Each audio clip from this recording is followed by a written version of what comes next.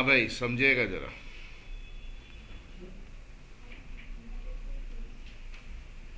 Inductive लिखना नहीं है जी, रिलैक्स बैठिए। एंड डिडक्टिव अप्रोचेस या मेथड्स क्या हैं, आइए समझते हैं।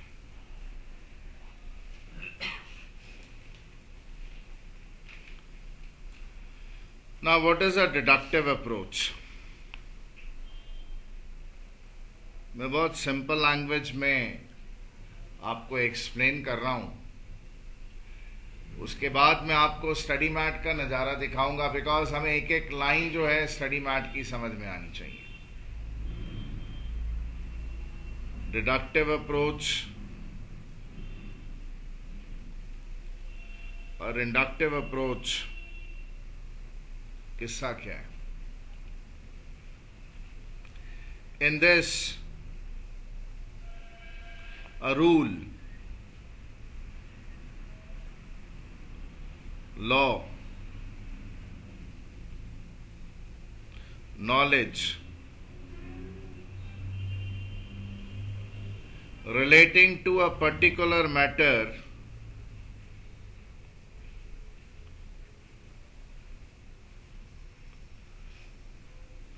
exists, and one uses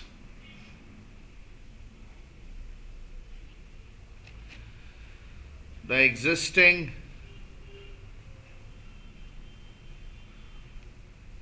law oblique belief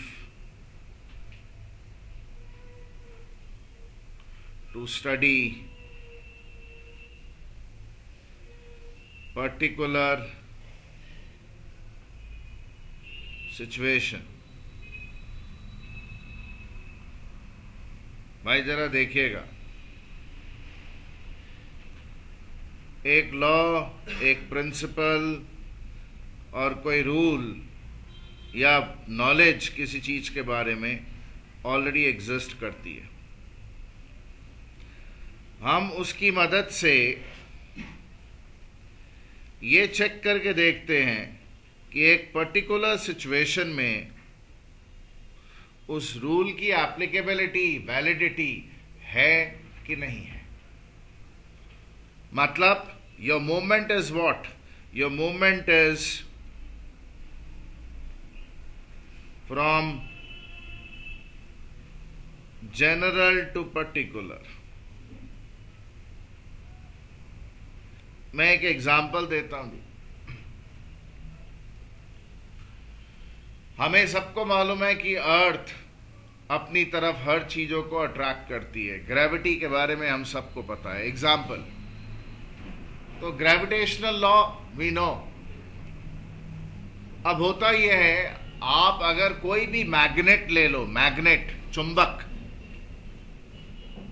तो उसके कुछ जोन में अट्रैक्शन ज्यादा होता है, कुछ जोन में अट्रैक्शन कम होता है।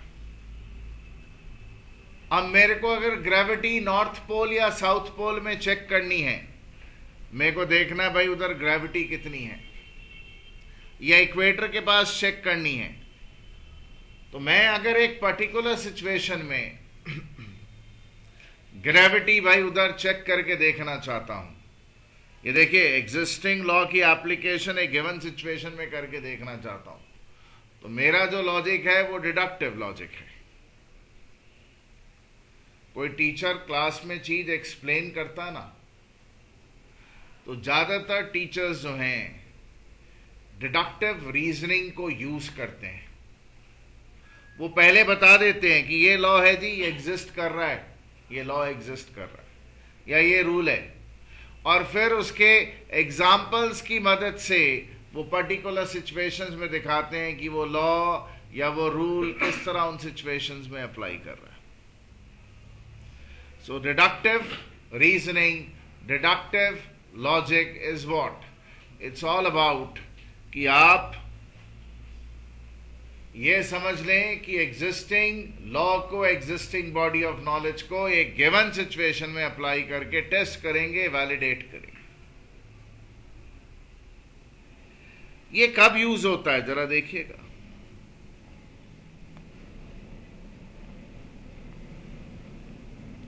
ये कब यूज होता है? This can be used only where information oblique knowledge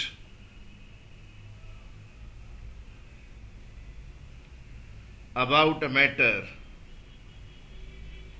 is already existing. कोई लॉ ऑलरेडी एग्जिस्ट कर रहा है तब आप इसको अप्लाई कर पाएंगे।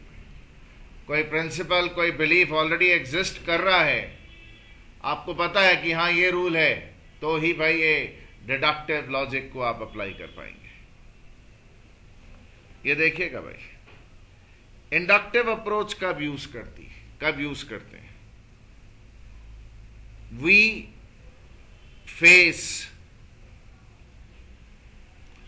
a particular situation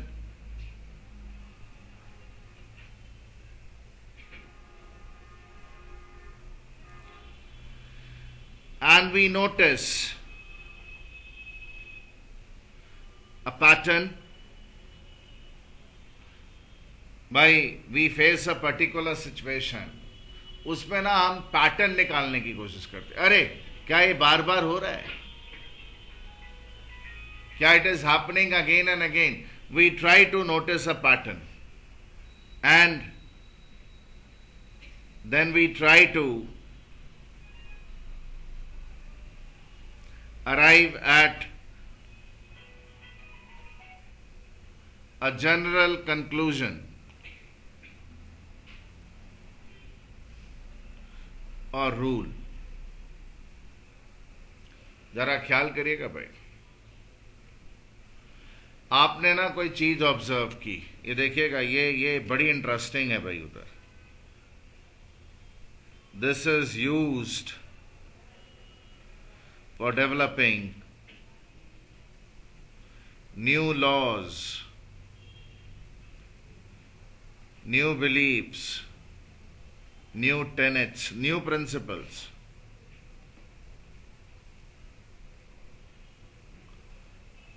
भाई जरा ख्याल करिए, आप एक पर्टिकुलर सिचुएशन, मान लीजिए आप सर आइजैक न्यूटन हैं, आपने पेड़ से सेब गिरता हुआ देखा, तो भाई आप सोच में पड़ गए, यार ये नीचे क्यों गिरा, लेफ्ट क्यों नहीं गया, राइट क्यों नहीं गया, या ऊपर क्यों नहीं गया। फिर आपने और भी चीजें गिरा गिरा के देखी, और गिरा गिरा के देखी और देखा यार ये तो सब नीचे ही गिरती हैं, तो आपने देखा देयर इज अ पैटर्न, तो आपने एक लॉ डेवलप कर लिया, लॉ ऑफ ग्रेविटी। तो इसमें क्या होता है जरा देखिएगा आप, इसमें मोमेंट देखिए डिडक्टिव अप्रोच में कैसी थी। एग्जिस्टिंग लॉ था, जब उसको एक पर्टिकुलर सिचुएशन में आप अप्लाई करके देखते हैं तो डिडक्टिव लॉजिक होता है। बट अगर मैं बोलूं ये पर्टिकुलर सिचुएशन है और ये पर्टिकुलर सिचुएशन से मैं पैटर्न वगैरह स्टडी कर कर, ऑब्जर्व करके, नोटिसिंग करके एक भाई उधर जनरल रूल डेवलप कर लेता हूं,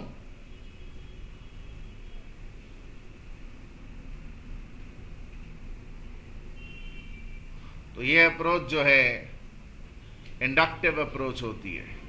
तो जितने भी साइंटिस्ट लोग होते हैं, जो भी नए नए प्रिंसिपल रूल डेवलप करते हैं, वो इसी से डेवलप करते हैं। They observe something in a situation, फिर वो चेक करके देखते हैं कि यार ये सिचुएशन और भी जगह एप्लीकेबल है कि नहीं, और अगर वो एप्लीकेबल होती है then they do a generalization on the basis of that. They form some law, they form some belief, या they develop some body of knowledge जिसका यूनिवर्सल एप्लीकेशन होता है। ये जो डिडक्टिव अप्रोच है ना, इसको टॉप डाउन अप्रोच के नाम से बुलाया जाता है, डिडक्टिव अप्रोच को। जैसे झरना गिरता ना, झरना, हाँ जी, वैसा है। झरना गिरना कितना भाई आसानी से गिर जाता है झरना। क्यों? एक एग्जिस्टिंग लॉ है, पर्टिकुलर सिचुएशन में भाई उसका एप्लीकेशन हो रहा है नहीं, बड़ी आसानी से टेस्ट हो जाता है। पर जब आप कोई प्रिंसिपल, कोई लॉ डेवलप कर रहे होते हैं, इमेजिन करिए when you are developing a principle और a law, what happens, you are practically facing lot of hurdles. आप आइडिया फॉर्म करते हो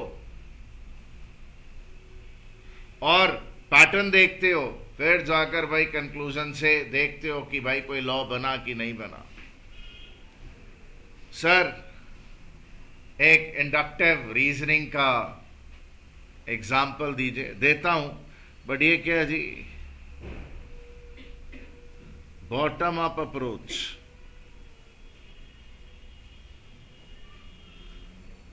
लाइक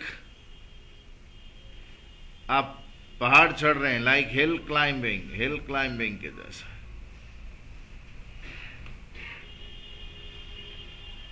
दैट, अब आप देखिए, ये एक ही सिक्के के दो पहलू हैं। इकोनॉमिक्स को स्टडी करने के लिए, अगर आपके पास एग्जिस्टिंग लॉज है तो आप उन लॉज को देखते हो पर्टिकुलर सिचुएशन का भाई उधर वैलिडेशन करने के लिए, पर्टिकुलर सिचुएशन में वो फिट होता है कि नहीं। आप अगर कोई नई नई चीजें देखते हो, नई सिचुएशन देखते हो, तो उनके पैटर्न के मदद से आप नए लॉ डेवलप करने की कोशिश करते हो, नए मॉडल्स डेवलप करने की कोशिश करते हो। तो इकोनॉमिक्स तो दोनों को यूज करती है, किसी एक से इकोनॉमिक्स में काम नहीं चलता है। अब मैं आपको भाई उधर डिडक्टिव और इंडक्टिव लॉजिक का एग्जाम्पल दूंगा। देखिए, कभी कभी देखिए एक एग्जिस्टिंग फैक्ट है, example,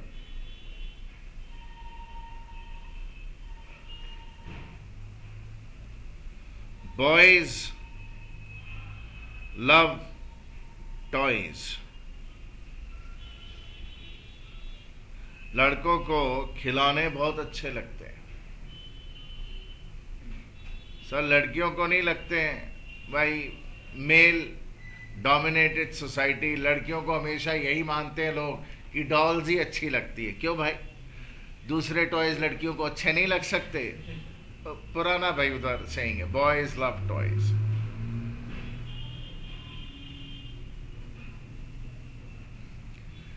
Men also love toys. ये एग्जिस्टिंग फैक्ट है। Men also love toys. So, men are boys.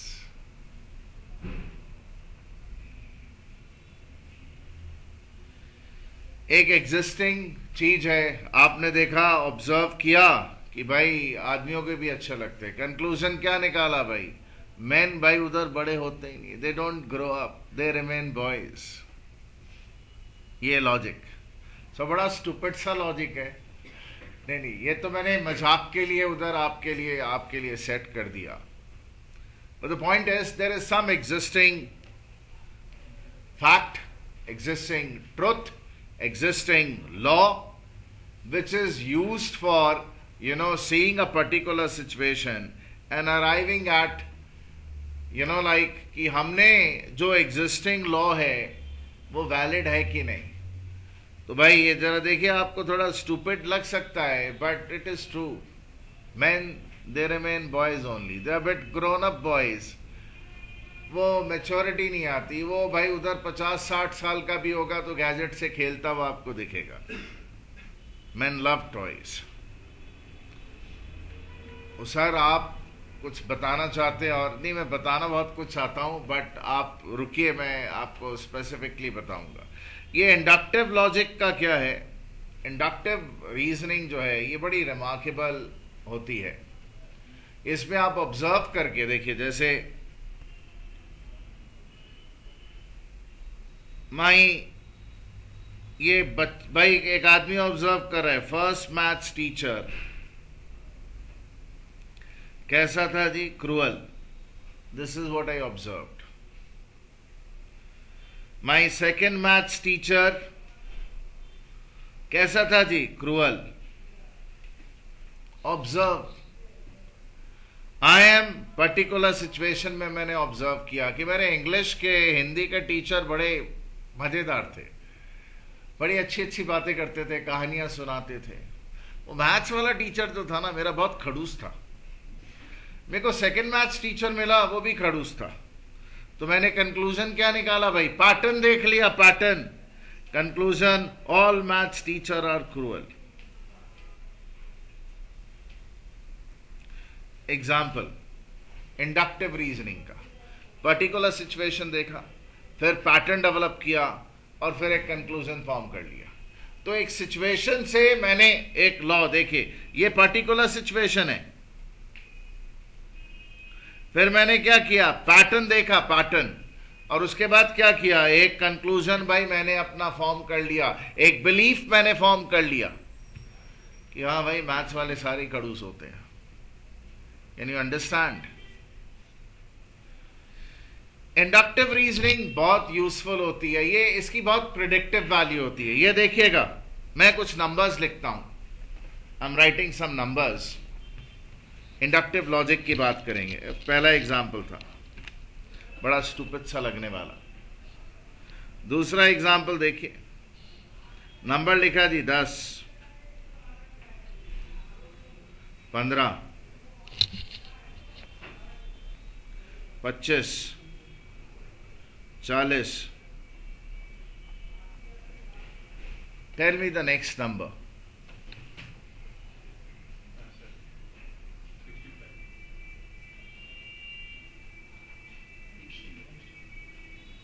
5 का डिफरेंस, 10 का डिफरेंस, 15 का डिफरेंस. तो नेक्स्ट डिफरेंस क्या होगा जी? 20 का. Next difference would be 20. So my number would be what? What logic is that? Inductive logic. So I am given a situation. मैंने उस situation में ये देखा कि भाई पैटर्न क्या है, और फिर वो पैटर्न की मदद से मैंने एक कंक्लूजन फॉर्म कर लिया. Can you understand? हाँ जी. अब देखिए इकोनॉमिक्स में कैसे यूज होते हैं, नहीं होते हैं, वो अब हम धीरे धीरे करके देखने वाले हैं. Are we fine, guys?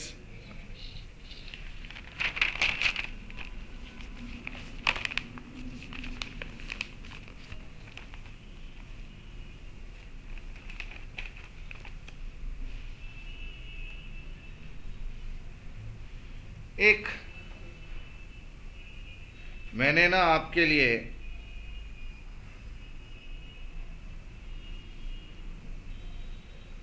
एक पीपीटी निकाला था. I want you to understand. In deductive reasoning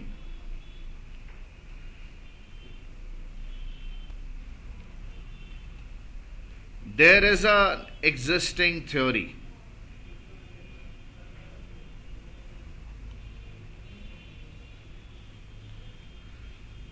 अब थ्योरी तो एग्जिस्ट करती है, मैं एक अजम्पशन फॉर्म करता हूं भाई.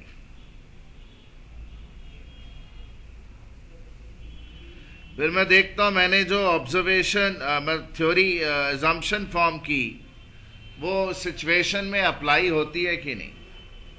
और अगर अप्लाई होती है तो दो बातें हो सकती हैं कि भाई थ्योरी फिट बैठती है या नहीं बैठती है. दैट मीन्स डिडक्टिव रीजनिंग में 4 स्टेप्स यूज किए जाते हैं. What we use is, watch out, there is an existing law.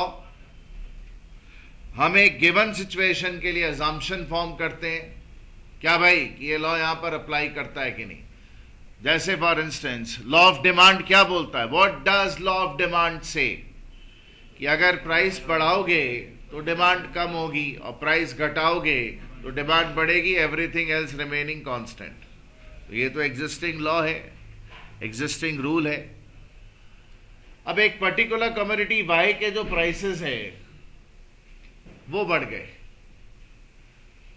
तो डिमांड भाई घटनी चाहिए. तो मैं क्या करूंगा भाई, मैं एज्यूम करता हूं कि भाई उधर ये पर्टिकुलर सिचुएशन पे लॉ ऑफ डिमांड अप्लाई होगा, और फिर ऑब्जर्व करता हूं कि इसके प्राइसेस बढ़ने पर और चेंज होने पर और बढ़ने पर डिमांड घट रही है कि नहीं घट रही है।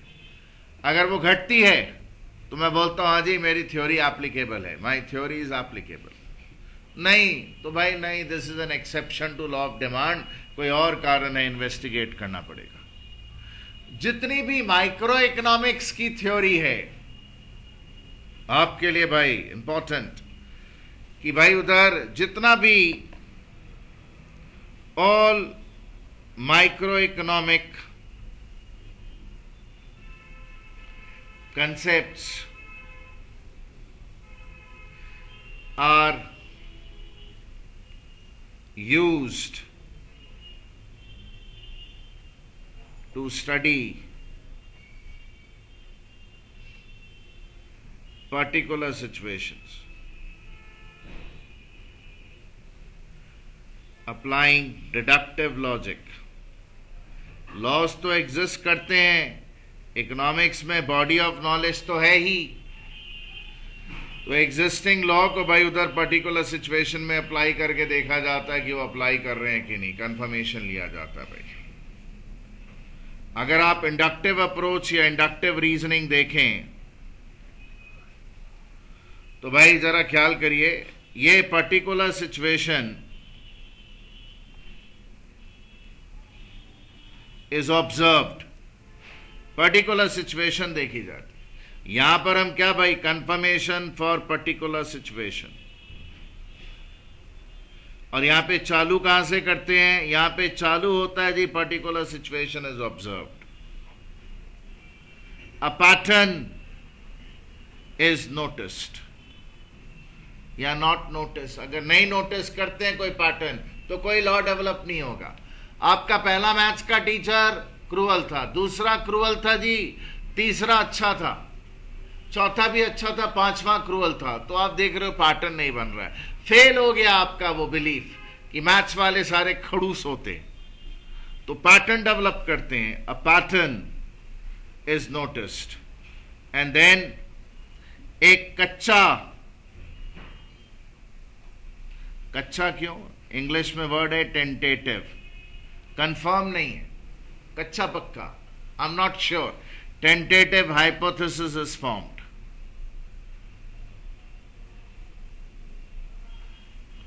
एंड देन क्या जी, द थ्योरी डेवलप्स। कैसी थ्योरी, न्यू थ्योरी डेवलप्स। ये है इंडक्टिव अप्रोच।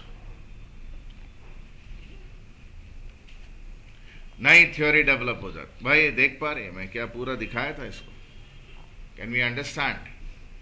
हाँ जी, इसमें मूवमेंट क्या है जी, ऊपर,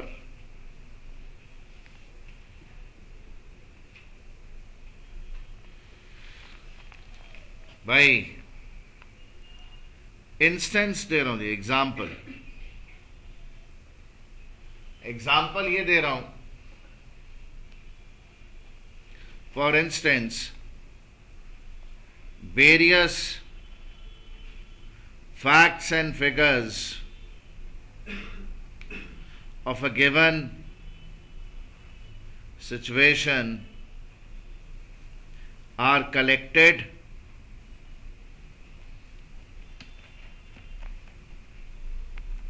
aggregated, and used for forming a conclusion.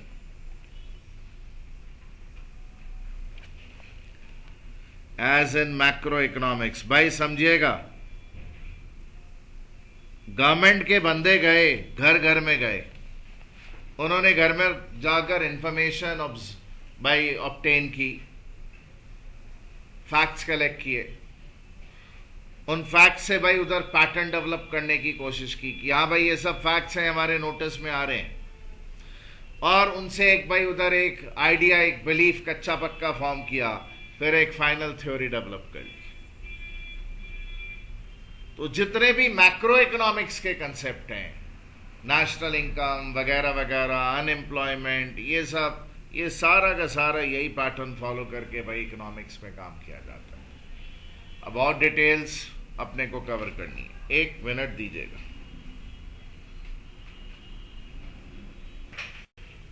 आइए समझते हैं। In economics, there are two methods of deriving generalizations or laws.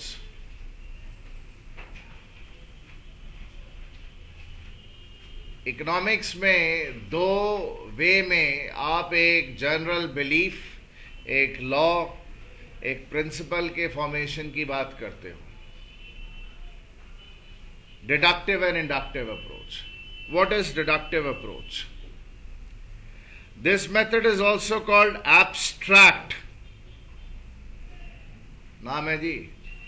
Examination में बोलेगा abstract method is based on, 3 option दे देगा। अब आपने ढंग से पढ़ाई नहीं की है, आपको याद ही नहीं है कि abstract method डिडक्टिव रीजनिंग का नाम है। This method is also called abstract method, analytical method and a priori method. Sir इन सब के मतलब क्या होते हैं? Abstract is, अगर कोई बोले मीनिंग लिखने को, do not write.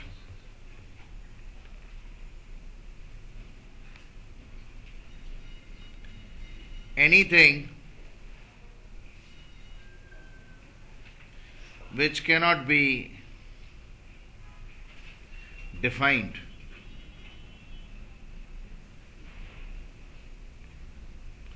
especially one in which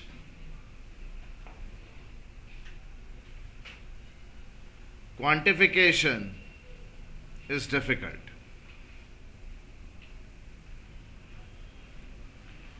It has a qualitative aspect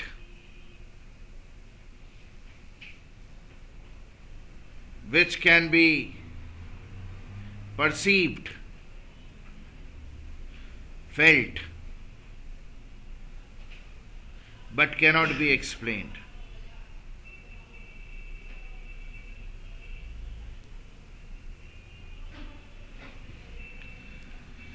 For example, love is abstract. बोला जरा मोहब्बत को डिफाइन करिए, बोला नहीं कर सकते। बोला क्वांटिफिकेशन कर दीजिए, नंबर में, मैथमेटिकली प्रिसाइजली बताइए क्या है मोहब्बत, नहीं बता सकते। It's an abstract thing. Deductive logic में क्वांटिटेटिव प्रिसिशन नहीं होता, एब्स्ट्रैक्ट होता है। इस मेथड को प्रायरी मेथड क्यों बोलते हैं? Why do we say the method is a priori method? Prior comes from the word by पहले से, pre-existing, previous, पहले से। अगर मैं आपको बोलूं प्रायरी मेथड, तो उसका बोलने का कारण भाई एक, ये पहला तो इन्होंने बोला एब्स्ट्रैक्ट मेथड भी बोलते हैं, फिर ये बोल रहे हैं प्रायरी मेथड भी बोलते हैं। प्रायरी मेथड बोलने का कारण क्या है? क्योंकि कुछ बिलीफ, कुछ सोच, कुछ लॉ, कुछ प्रिंसिपल पहले से प्रायर एग्जिस्टेंस रखता है।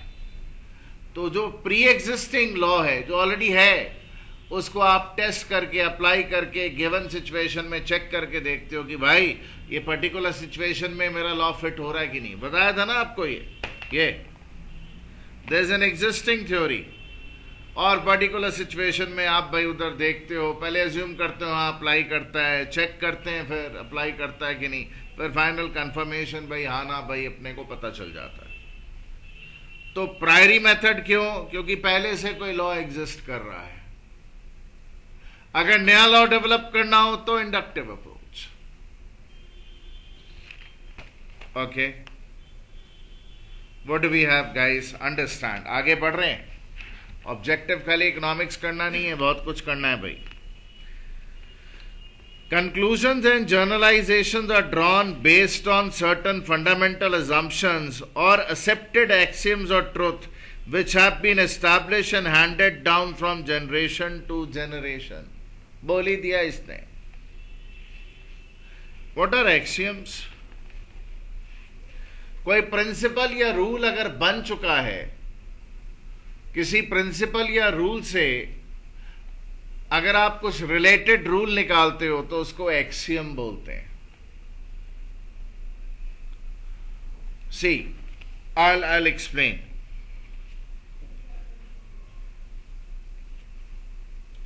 ये है मेन रूल। इससे मैंने एक सब रूल निकाला, इससे निकाला सब रूल, इससे निकाला भाई क्या जी? Axiom 1, axiom 2, axiom 3 and so on and so forth. So बोल रहा है कि पहले से ही एक्सेप्टेड एक्सियम्स हैं। जरा गौर करिएगा, accepted axioms, pre existing truths हैं, और उन्हीं की आप भाई उधर उन्हीं के बारे में अजम्पशन करके पर्टिकुलर सिचुएशन में अप्लाई करके टेस्टिंग करते हो। This is what it's all about. The logic proceeds from general to particular. This method is called abstract or priori because it is based on abstract reasoning and not on actual facts. पहले से existing law है ना भाई, इसलिए सोचने में बड़ी आसानी हो रही है। प्रायरी पहले से एग्जिस्ट करता है। However, the actual situation may differ from what deductive logic suggests. भाई, डिडक्टिव लॉजिक में थोड़ी वीकनेस होती है। डिडक्टिव लॉजिक में आपका जो पहले से एस्टैब्लिश ट्रुथ है वो it may not apply to particular situation. Pre establish truth क्या है? प्री एस्टैब्लिश ट्रुथ, मैं एक एग्जांपल देता हूं। प्री एस्टैब्लिश ट्रुथ है कि जो इंसान होता है, मैन होता है, मैन वो थोड़ा वाइल्ड किस्म का होता है, डिसऑर्गेनाइज्ड होता है, कंट्रोल करने की जरूरत होती है उसको। अ मैन इज लाइक अ छोटा सा बॉय, उसको कंट्रोल करने की जरूरत पड़ती है। He is like an animal जिसको टेम करना पड़ता है। इसलिए मैन को जेंटलमैन बुलाया जाता है भाई। वुमेन को कभी लेडी, मतलब लेडी को कभी जेंटल लेडी बोलने की जरूरत आज तक पड़ी नहीं है, because ladies are by nature very gentle. तो there is no need of calling a lady gentle lady. आपने सुना मैन को जेंटलमैन बुलाने की जरूरत क्यों है? जरूरत है बिकॉज वो होते नहीं है, दे बिहेव बैडली, रूडली। तो ये क्या है? प्री एस्टैब्लिश रूल है कि man normally are not gentle. Men are not gentle. ये रूल है। They're disorganized. They're not disciplined. They don't keep their room and things clean. This is what the belief is. आप आज की situation में apply करके देखिए, वो जो जनरली एक्सेप्टेड बिलीफ है वो फेल हो जाएगा। You'll find men are highly organized. They're very particular about उनके कमरे में कौन सी चीज कैसे पड़ी हुई है, कैसे रखी हुई है। अगर कोई उनका काम नहीं करे तो वो खुद कर लेंगे, खुद अपने सामान का ध्यान रख लेंगे। And they have become sensitive. So what I'm trying to say कि जो generally accepted principle है, with changing times, changing situation जरूरी नहीं वो अप्लाई करें। तो डिडक्टिव लॉजिक का सबसे बड़ा वीकनेस क्या है कि जो ऑलरेडी एस्टैब्लिश रूल है, ऑलरेडी एस्टैब्लिश, ये मान लेना कि वो हर एक सिचुएशन पर आपको कंफर्मेशन देगा, फिट होगा ही होगा, कोई जरूरी नहीं होता है। Can we understand?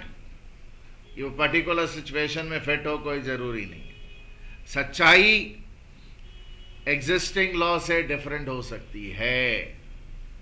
यही डिडक्टिव लॉजिक की कमजोरी है। ठीक, तो एक जनरल लॉ सारी सिचुएशन पर अप्लाई करेगा? No, not necessary. ओके,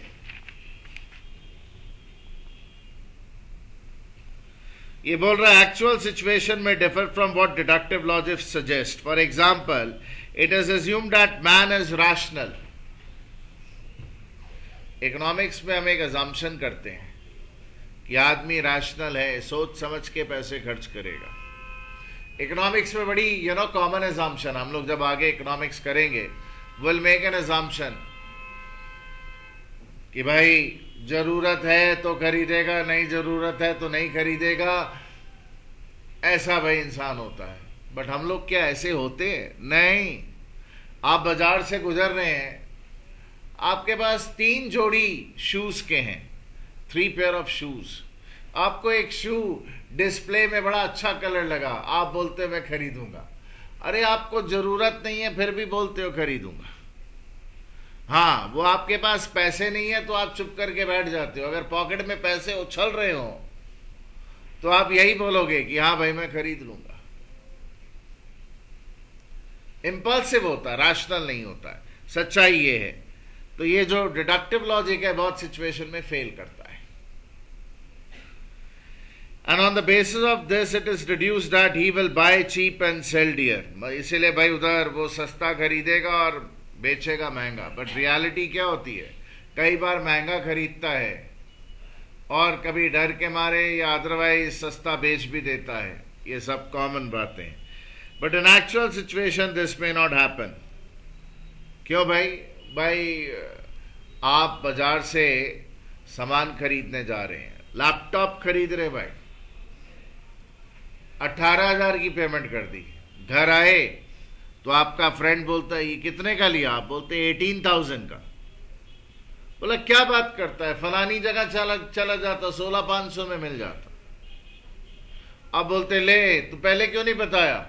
तो आप महंगा खरीद कर ले आए।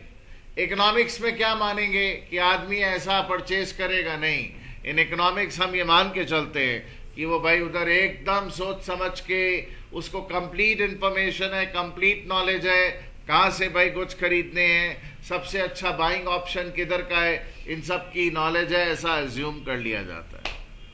तो डिडक्टिव लॉजिक में कमजोरी होती है कि ये सच्चाई से कई बार काफी दूर होता है। Is it clear? सर आप इतना ट्रबल ले रहे हैं इसको एक्सप्लेन करने का, आप पागल हैं क्या सर? भाई साहब एग्जामिनेशन में सिंपल क्वेश्चन पूछेगा ऐसा नहीं है। अगर आपने इसको समझ के नहीं पढ़ा हुआ है तो आप आंसर नहीं कर पाएंगे। The principal steps in process of deriving economic generalization through deductive logic are, भाई जरा ख्याल करिएगा क्या क्या स्टेप्स यूज किए जाते हैं डिडक्टिव रीजनिंग। सर आपने जो ये 4 स्टेप्स लिखे हैं यही हैं क्या? हाँ, इन्हीं के बेसिस पर है, इसी को मॉडिफाइड फॉर्म। भाई ये देखिएगा, सबसे पहले क्या होता है, मेरे को यहां लिख देना चाहिए, मैंने क्यों नहीं लिखा, बिकॉज फिर वो लॉजिक क्लियर नहीं होगा। सबसे पहले क्या होता है, एक प्रॉब्लम अराइज करती है जिसमें आपको कुछ सोचना पड़ता है, समझना पड़ता है या कोई सॉल्यूशन चाहिए। वो प्रॉब्लम है, और प्रॉब्लम को सॉल्व करने के लिए आप खोजते हो कि भाई क्या एग्जिस्टिंग नॉलेज या रूल्स जो है उनको यूटिलाइज किया जाए। ये देखिएगा, the principal steps in process of deriving economic generalization are perception of a problem, defining technical terms and making appropriate assumptions. हम लोग क्या करते हैं, प्रॉब्लम की डिटेल्स हम लोग स्टडी नहीं करते, पहले हम असम्पशन फॉर्म कर लेते हैं, फिर वो असम्पशन का भाई उधर प्रॉपरली फॉर्मेशन करके टेस्टिंग वगैरह चालू कर देते हैं और फिर कंक्लूजन निकाल लेते हैं। तो प्रोसेस क्या है, प्रॉब्लम इज परसीव्ड, भाई जरा ख्याल करिएगा, प्रॉब्लम को डिफाइन किया जाता है, एनालाइज किया जाता है। इस मेथड को एनालिटिकल मेथड क्यों बोलते हैं? ये देखिए, एनालिटिकल बोलने का मतलब क्या है, let me show you.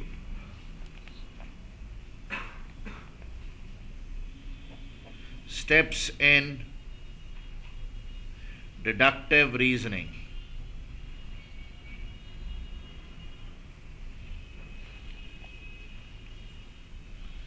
For economics.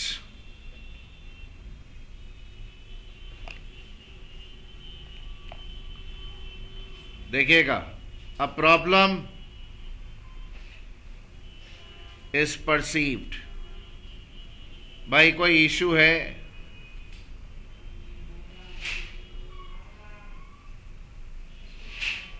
a problem oblique issue oblique matter is perceived, sensed, which needs a solution or correction। पहला स्टेप है जी, स्टेप 1।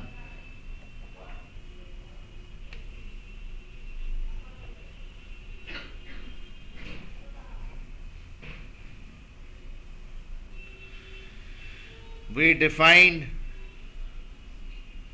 problem analytically। भाई ये क्या जी, एनालिटिकल का मतलब ये प्रॉब्लम है जी।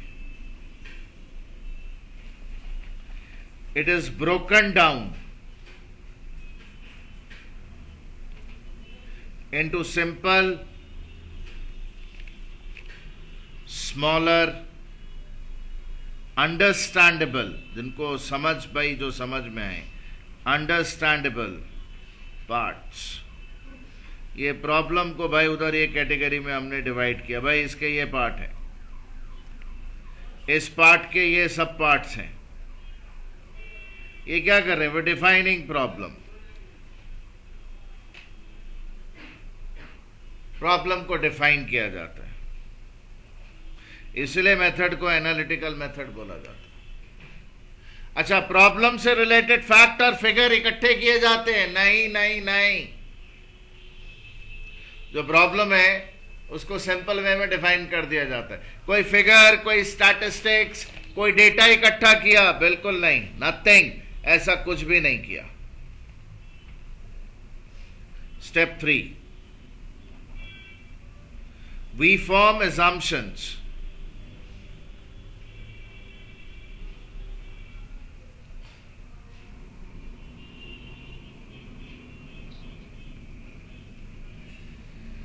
That is, try to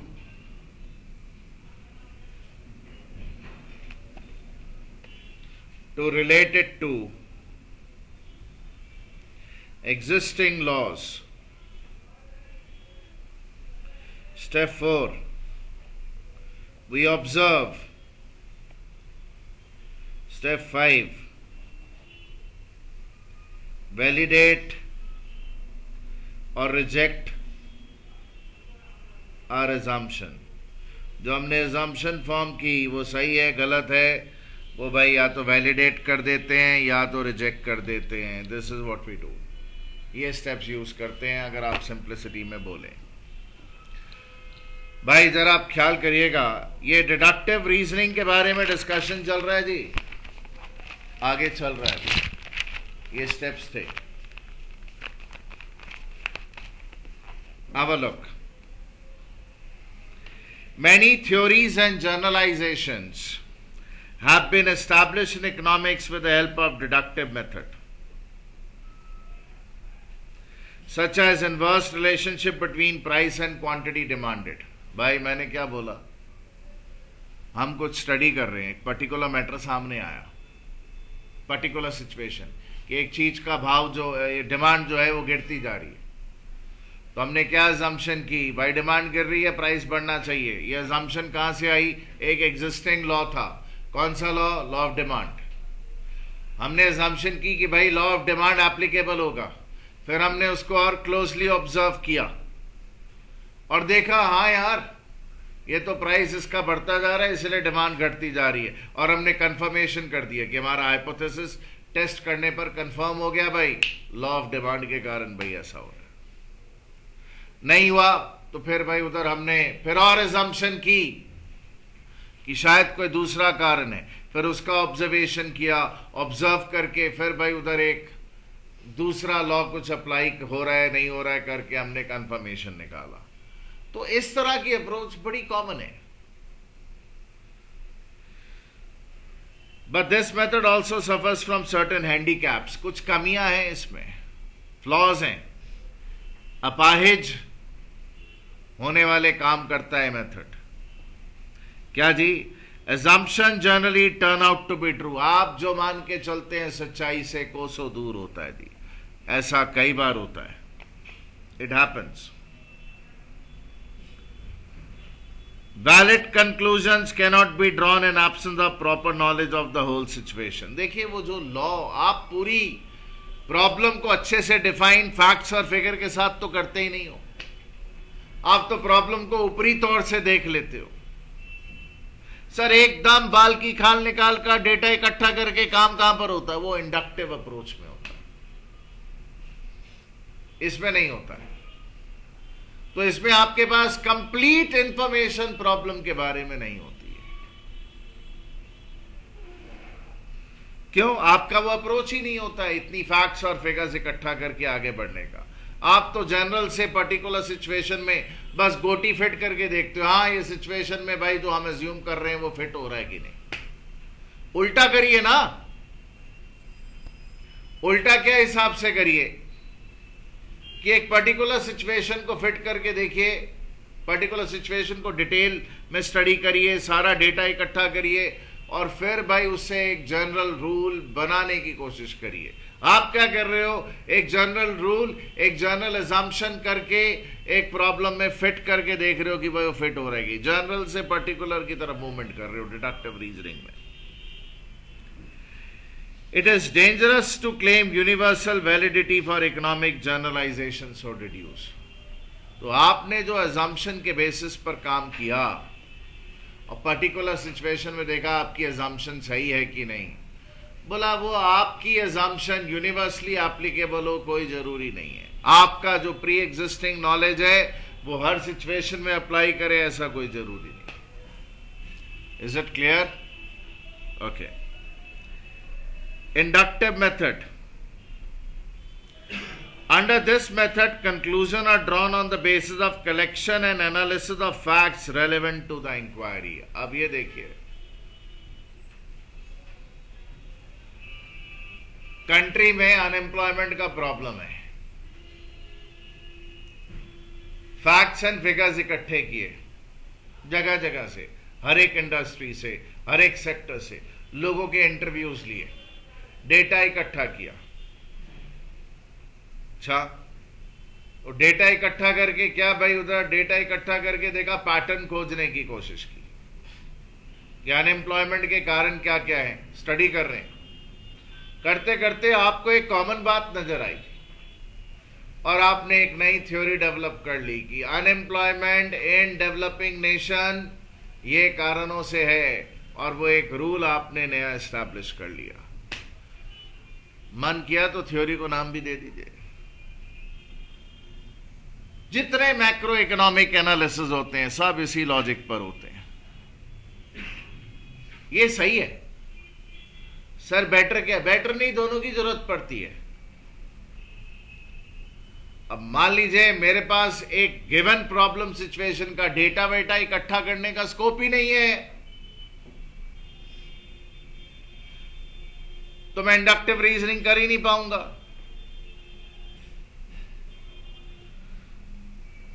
the logic in this case proceeds from particular to general. The generalization are based on observation of individual example. ये इंडक्टिव रीजनिंग हम लोग रियल लाइफ में बहुत बार करते हैं। आप ना एक सरदार जी से मिले, बड़े मजाकिया किस्म के थे। दूसरे एक और सरदार जी से मिले, देखा यार, वो भी बड़ी अजीब अजीब और मजेदार बातें करते थे। तो 4-5 ऐसे सरदारों से मिल गए जो अपना ही मजाक उड़ाते थे, अपनी कौम का मजाक उड़ाते थे, सरदारों का मजाक उड़ा रहे। तो आपने एक कंक्लूजन निकाल लिया, कंक्लूजन फॉर्म कर लिया कि हाँ भाई, सरदार बड़े मजाकिया, बड़े दिलदार होते हैं यार, अपना मजाक उड़ाने की कला उन लोगों में बहुत अच्छी है, लाइक दैट। आप ना यूपी गए, बिहार गए, वेस्ट बंगाल आए, विदेश से आए, देखा यहां पे सड़क पे भिखारी, हर क्रॉसिंग पे भिखारी भीख मांगने आ गए। आप पंजाब गए, देखा किसी क्रॉसिंग पे कोई भिखारी भीख मांगने नहीं आ रहा। आपने कंक्लूजन फॉर्म किया कि भाई ये जो पर्टिकुलर स्टेट है यहां पे कोई भीख नहीं मांगता है, यहां पे सब लोग मेहनत करके कमाते हैं। कंक्लूजन फॉर्म कर लिया कि भाई यहां के लोग जो हैं वो बेगिंग में विश्वास नहीं रखते। Sir, is it true? नहीं मिलेगा आपको, पंजाब में भिखारी नहीं मिलेगा, मिलेगा तो दूसरी स्टेट से आया हुआ मिलेगा। सरदार भिखारी होगा या पंजाबी कोई भिखारी होगा, नहीं दिखेगा, वो कोई ना कोई मेहनत का काम कर रहा होगा। Sir, is it true? या इट्स ट्रू। अभी 5 साल में मुझे पता नहीं, मैं 5 साल पहले गया था तो मैंने नोटिस किया था, 10 साल पहले, 15 साल पहले भी नोटिस किया था। अब मैं भी दूसरी स्टेट से चले गए हूं। अब सिंस भिखारियों की बात चली है तो आपको बता दूं, जो सऊदी अरेबिया है, इंडिया में बहुत सारे लोग वेस्ट बंगाल से हज करने के नाम पर जाते हैं, हज करने। Purulia district, this district, that district, वहां से लोग जाते हैं and they don't come back because they make more money begging there rather than they'll be, making it out here, working, slogging all their lives. So वहां जाके गायब हो जाते हैं।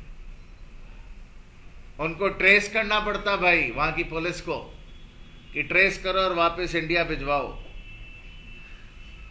तो इंडियंस के आने से भाई उधर वो हज वाले भी डरते हैं। अब तो बोलते हैं इंडियन आया है, वापस जाएगा नहीं, गुम हो जाएगा यहीं पर। हमारे लिए कितनी शर्म की बात है भाई। पॉवर्टी देखिए कंट्री में, दिस इज रॉन्ग। हम कोई भी रिलीजन को बिलोंग करते हो, बेगिंग हर एक रिलीजन में शुड बी अबॉलिश्ड। हर एक रिलीजन को बेगिंग अबॉलिश करना चाहिए। अगर ऊपर वाले ने आपके हाथ पांव सलामत रखे हैं, you should be working and doing any kind of work. You won't believe, I have students who are studying in Australia.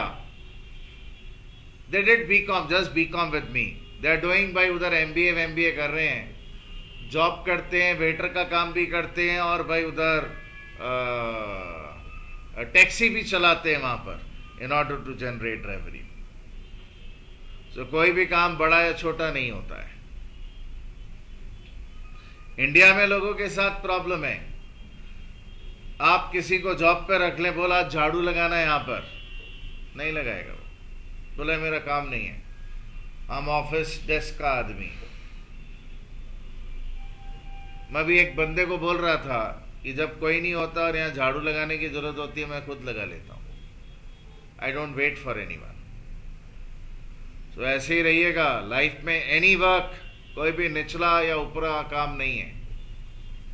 Indian students university, USA वगैरह जाते हैं, पढ़ते हैं, they do all kind of odd jobs.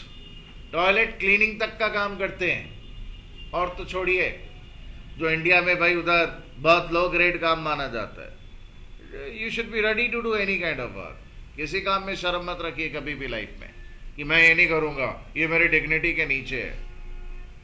No work is below dignity. Okay. So,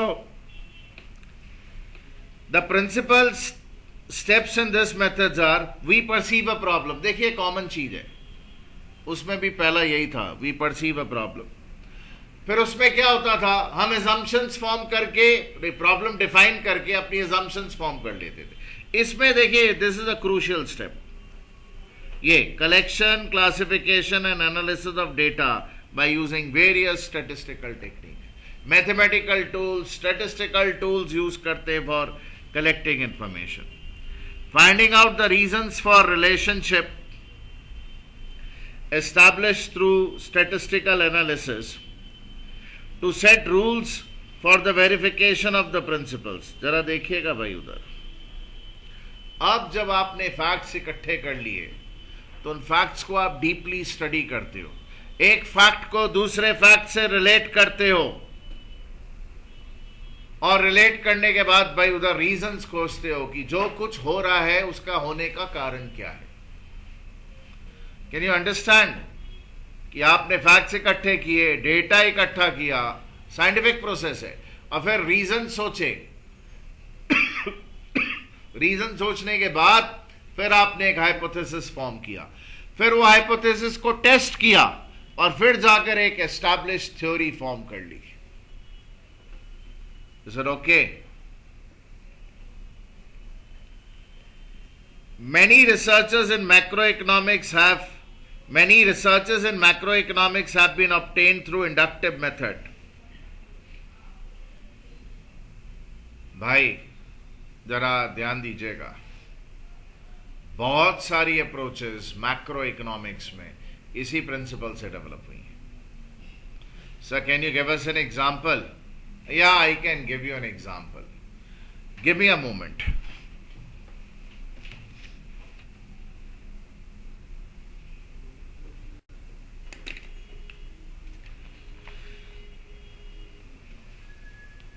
हाँ जी, discussion चल रहा था हमारा, हम बात कर रहे थे steps in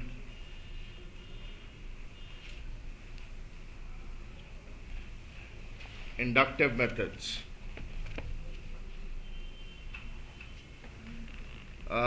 We perceive a problem,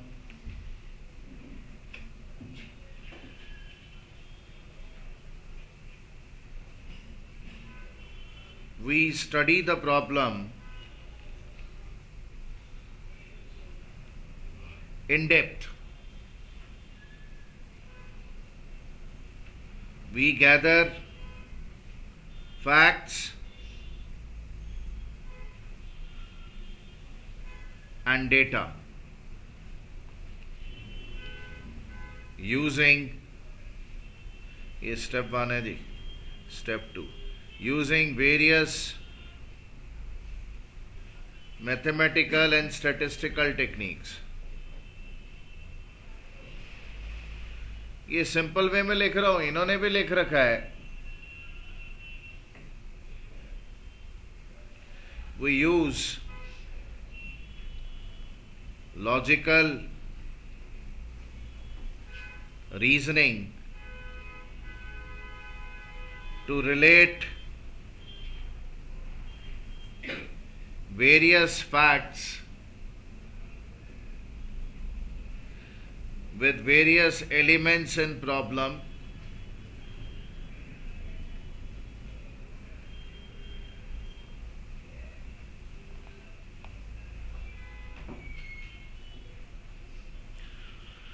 to arrive at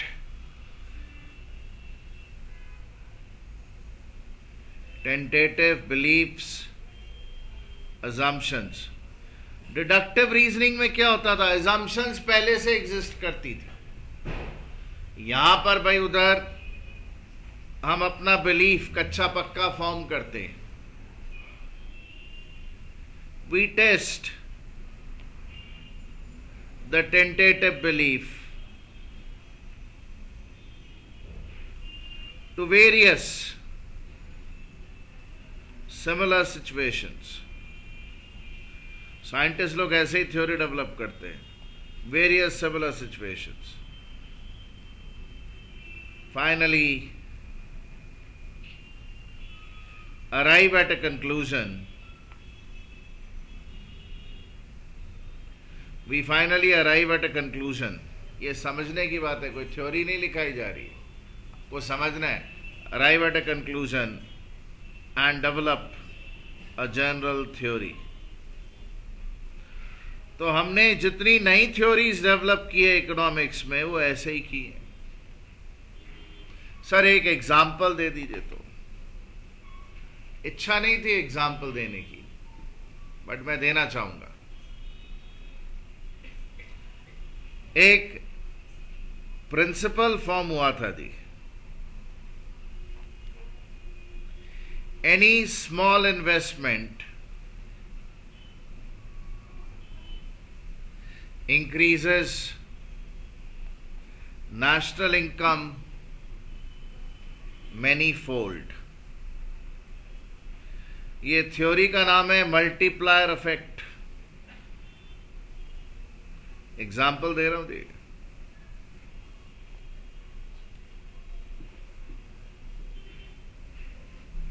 what is multiplier effect, आपको मैं दिखाता हूं। भाई जरा ख्याल करिए, एक कंट्री में, इन अ कंट्री, एग्जाम्पल है जी, the spending tendency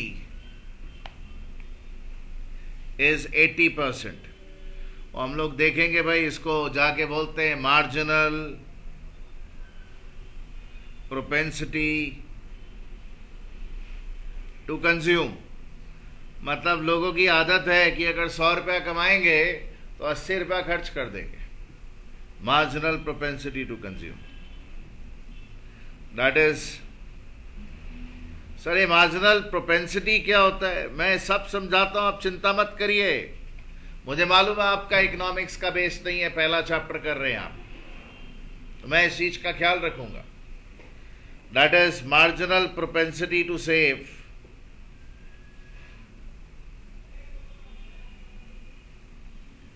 is 20%।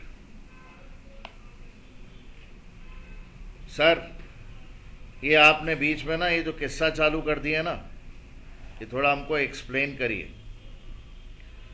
Marginal means additional. जब भी मार्जिनल की बात आएगी, एडिशनल वर्ड इंडिकेट होगा इकोनॉमिक्स में।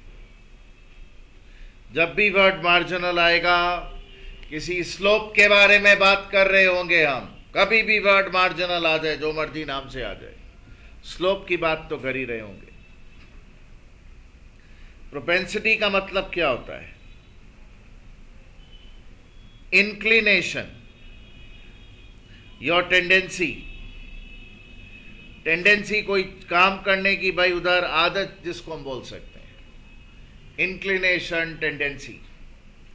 What is marginal propensity to consume?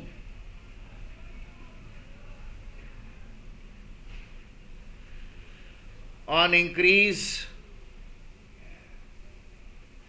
in national income by ₹1, by how much consumption increases? इसको ऐसे डिफाइन करते हैं जी, change in consumption when there is a change in national income, when there is a change in national income। भाई जरा ख्याल करिए, अगर government spends ₹100 crore for building roads,